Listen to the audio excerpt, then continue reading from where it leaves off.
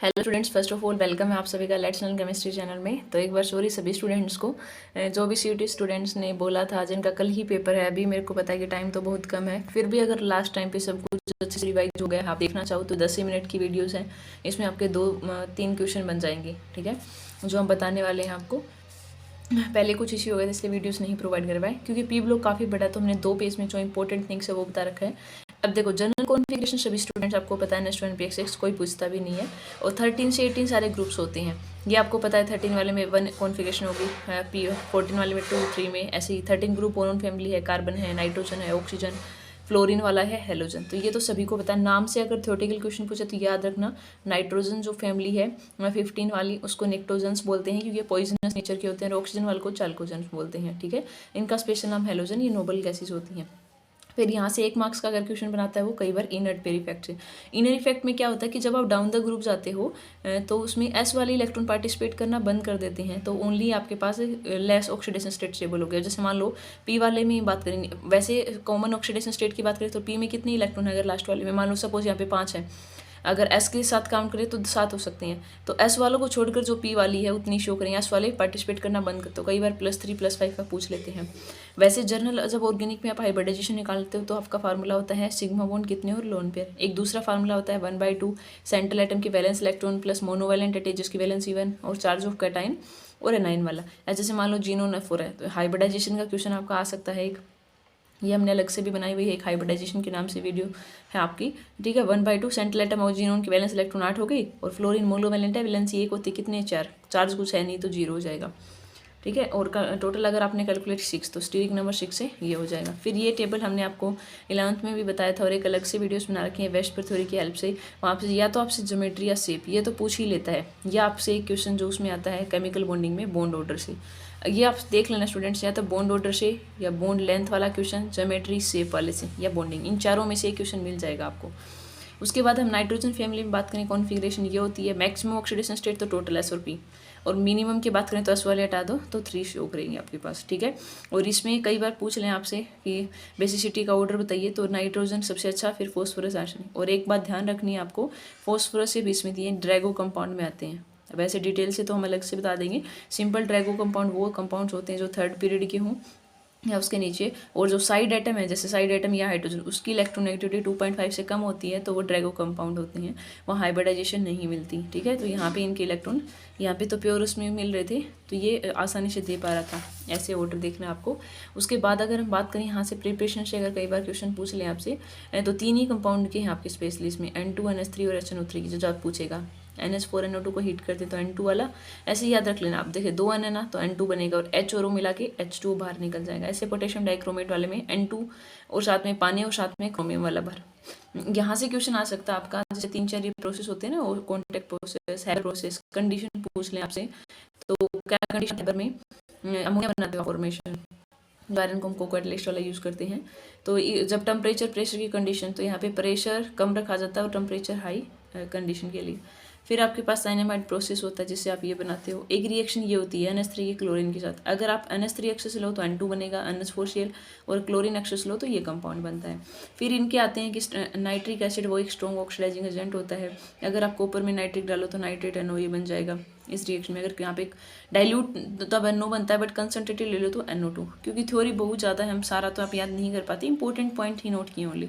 फिर आप फॉस्फोरस के 1 मार्क्स का कई बार ये पूछ लेते हैं, स्टेबिलिटी से ऑर्डर पूछ लें, तो 3 टाइप के फॉस्फोरस होते हैं, वाइट, रेड एंड ब्लैक। तो वाइट वाला सबसे ज़्यादा रिएक्टिव होता है, रेड वाला सबसे ज़्यादा इसमें स्टेबल मिलेगा, और ब्लैक वाला ओजन। तो ठीक है कि रिएक्शन वैसे ये P4 की स्ट्रक्चर ये होती है, ये कार्बन डाइसल्फाइड में सोल्यूबल। वाइट को हीट करते हैं तो रेड, उसके बाद रेड को हीट करते हैं तो ब्लैक फॉस्फोरस। उसके बाद हम बात आए आपको, तो ये रिएक्शन है P4 NaOH फॉस्फीन बन गया है। फॉस्फोरस एलाइड आपको 2 ही पढ़ने होते हैं, PCl3 PCl5, हाइब्रिडाइजेशन आप निकाल सकते हो। ये प्रिपरेशन कुछ मेथड्स दे रखी हैं, आप कैसे करोगे। एक बात ये ध्यान रखनी है, कई बार पूछ लें आपसे ना कि जब इसकी स्ट्रक्चर देखी जाती है आपकी, तो ये गैसियस स्टेट में TBP रहता है PCl5 की, और आपके सॉलिड स्टेट में आपके स्ट्रक्चर। और वैसे इसमें देख लें ना, तो 2 स्टेट में एग्जिस्ट करता है इसमें, PCl4+ और PCl6 नेगेटिव। इसकी ऑक्टाइडल, ये टेट्राइडल। एक्सियल बॉन्ड लेंथ ज़्यादा होती है इक्वेटोरियल से जब आप PCl5 की स्ट्रक्चर बनाओगे। ओक्जो एसिड से वैसे आपको याद रखना होता है, इसका नाम फॉस्फोरिक एसिड है, एक कम ऑक्सीडेशन स्टेट। O3 वाले कोर्स, इनकी कई बार बेसिसिटी से क्वेश्चन पूछेंगे। तो आसान वे क्या होता है स्ट्रक्चर बनाने का, आप फॉस्फोरस बीच में लिख लीजिए, एक डबल बॉन्ड ऑक्सीजन के साथ लगा लीजिए, फिर जितने बचे हैं ऑक्सीजन को ऐसे सिंगल रख दीजिए, हाइड्रोजन लगाए। अब जैसे यहाँ पे बेसिसिटी कितनी दे सकता है, 1 2 3, 3 हो गई, इसकी 2 हो गई, इसकी 1, ऑर्डर पूछ लेते हैं। स्ट्रक्चर आती होगी तभी आप बेसिसिटी के क्वेश्चन कर पाओगे। उसके बाद अगर ग्रुप 16 में बात करें तो ग्रुप 16 में एक तो KCl3 को हिट करते हो, KClO2 ये बनता है। ऑक्साइड, ये यहाँ से क्वेश्चन पूछ लें आपसे, ऑक्साइड एसिडिक भी होते हैं, बेसिक भी, एम्फोटेरिक न्यूट्रल, जैसे न्यूट्रल कार्बन मोनोऑक्साइड हो गया, एम्फोटेरिक जैसे एल्यूमिनियम ऑक्साइड हो गया या जिंक का भी होता है, basic calcium oxide acidic. Acidic इसका क्या मतलब है आपके पास है, अगर आपने पानी में इनको डिजोल्व करते हो तो ये बेसिक बन जाते हैं। जैसे कैल्शियम ऑक्साइड में पानी डालोगे तो कैल्शियम हाइड्रोक्साइड बनेगा, ऐसे SO2 को ऐसे उसमें डालोगे पानी में तो H2SO4 बनेगा, मतलब सेल्फ एसिडिक। ऐसे आपको पता लगाना होता है। Fe3O3 मिक्स्ड में आता है। ओजोन O3 होता है बेस्ट ऑक्सीडाइजिंग एजेंट, ये नेसेंट ऑक्सीजन की वजह से रिएक्टिविटी बढ़ती है। ये कुछ कंपाउंड्स हमने आपको बता रखे हैं, बेसिक थिंग्स। ये ऑक्सीडेशन स्टेट का अगर आपका कैलकुलेटेड से ज़्यादा हो जाती है तो पर लिंकेज वगैरह ये थोड़ा सी बढ़ जाती है। ओके, तो उसके बाद ये सल्फ्यूरिक एसिड्स का थोड़ा सा बता रखा है आपको, तो ये तो आप सिंपल कर लोगे। तो यहाँ से या तो आपको इनर्ट वेरी फैक्ट वाले से क्वेश्चन मिल जाएंगे या इन प्रोसेस से, या एक आधे मार्क्स प्रिपरेशन का। उसके बाद अगर हम और इम्पोर्टेंट आपको केमिस्ट्री वाले में बताएं जो क्वेश्चन की पॉसिबिलिटी है, एक आपको ये वाला एरोमेटिसिटी, एंटी एरोमेटिक, होमो एरोमेटिक से चेक करना पूछ लेंगे।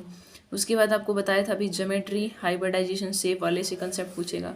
बॉन्ड ऑर्डर से आपको MOT थ्योरी की हेल्प से दे देंगे। मान लो ऐसे दे दिया NO है, NO+ है, CO2+ है, ऐसे करें अरेंज करो बॉन्ड ऑर्डर बॉन्ड लेंथ। तो ध्यान रखना बॉन्ड ऑर्डर निकालोगे तो इनवर्स होता है बॉन्ड लेंथ, और हमने एक शॉर्ट फार्मूला बता रखा आपको 3 - 0.5 × N। अगर डाइएटोमिक N होता है डिफरेंस 14, मान लो मैंने तुम्हें कह दिया N2 का बताओ, तो N2 के वैलेंस इलेक्ट्रॉन एक नाइट्रोजन के साथ 2 हैं तो 14, तो 3 - 0.5 डिफरेंस मतलब 14 में से घटानी है, तो डिफरेंस होता है ये N 14 इलेक्ट्रॉन, 14 में से 14 गए तो 0, इसका मतलब बॉन्ड ऑर्डर कितना आ गया 3। ऐसे ही CO आ जाए, इससे क्वेश्चन पूछेंगे। उसके बाद अगर हम CFT वाले कोऑर्डिनेशन केमिस्ट्री में बात करें आपसे, तो उसमें VBT की हेल्प से आपको ज्योमेट्री के निकलवा लेगा, या उसमें CFT की हेल्प से इलेक्ट्रॉनिक कॉन्फिगरेशन वाला क्वेश्चन आ सकता है आपका। ठीक है, जनरल दो थिंग्स बताएं। उसके बाद कंसंट्रेशन टर्म वाले में अगर जनरल कंसेप्ट पूछेगा तो मोलैरिटी, नॉर्मलिटी या न्यूमेरिकल भी आ सकता है आपका उस वाले कंसेप्ट से। केमिकल काइनेटिक्स में कई बार यूनिट से क्वेश्चन मिल सकता है आपको, या फर्स्ट ऑर्डर सेकंड जैसे न्यूमेरिकल आप देखते थे ना वहाँ से, या मोलिकुलरिटी से पूछ ले, जो जनरल पॉसिबिलिटी है जहाँ से आते हैं ज़्यादातर क्वेश्चन। ऑर्गेनिक में कुछ नेम रिएक्शन पूछ सकते हैं, इनके किसी में इंटरमीडिएट पूछ लें, जैसे सैंडविच रिएक्शन में क्या होता है आपका इलेक्ट्रोफिलिक है, न्यूक्लियोफिलिक है। कार्बोक्सिलिक एसिड वाले में क्वेश्चन आएंगे एसिडिटी से, और अमीन वाले में बेसिसिटी से पूछ लेंगे, गैसेस में बताओ क्या ऑर्डर रहेगा। बायोमोलिक्यूल में पॉलीमर जो स्क्रैच पड़े थे, कौन सी मोनोमर यूनिट क्या होती है, लिंकेज, ठीक है, वहाँ से क्वेश्चन पूछ सकते हैं आपसे। और जो डी ब्लू का लेंथ में जो बेसिसिटी ऑर्डर से पूछ ले, या 1 मार्क्स का हाईएस्ट कौन शो करता है, लेस कौन शो करता है, या जनरल ट्रेंड से आपसे पूछ लें उसमें क्वेश्चन जो क्या रहेगा। तो जनरल थिंग्स यही रहेंगी। और केमिकल बॉन्डिंग का वैसे तो आपका 12th का ही सिलेबस है, बच कुछ पॉलीमर में मोनोमर यूनिट आप रिकैप कर लेना एक बार। सॉलिड स्टेट में इंपॉर्टेंट पैकिंग फ्रैक्शन याद रखना, FCC का जैसे 74 होता है, बॉडी सेंटेड का 68 होता है। और ध्यान रखना पैकिंग फ्रैक्शन पूछ रहे हैं, स्पेस जो बच जाता है, इस टाइप के क्वेश्चन। BCC में कितना होगा, प्रिमेटिव वाले में जो आपको बताए थे एक वीडियोस में, तो वहाँ से आपको क्वेश्चन पूछ सकता है। ऐसे ही सरफेक्स केमिस्ट्री के लैंगमुर एडजॉर्प्शन और फ्रेंडलिक वाला ग्राफ वगैरह जो थे ना इक्वेशन, वो देख लेना अच्छे से। तो जनरली रहेगा। और सबको best of luck. I hope आपको इस वीडियो से कुछ हेल्प मिले, और पेपर होने के बाद ज़रूर आप मेल के थ्रू या वैसे सेंड कर पाओ तो भेज देना, हम ट्राई करेंगे उसका सॉल्यूशन प्रोवाइड करने की। Okay, thank you students, best of luck एक बार फिर से। सभी अपना बेस्ट देना, पैनिक नहीं होना है, जितना आपने पढ़ रखी है तैयारी अच्छी है। ज़्यादा सोचोगे तो वहाँ पे नहीं कर पाते, तो आपको ये सोचना है कि हाँ हमको सब कुछ आता है, अच्छे से पेपर को देखना है, ट्राई करना है। पहले आप जो ईजी क्वेश्चन उनको अटैम्प्ट करें, देन मॉडरेट वाले, लास्ट में जो बहुत ज़्यादा डिफिकल्ट हो उनके ऊपर टाइम लगाएं। पहले ही उन पर डिफिकल्ट लगाओगे तो पेपर पूरा नहीं कर पाओगे, 60 मिनट ही आपके पास ओनली। तो थैंक यू स्टूडेंट्स, बस यही था आज की वीडियो।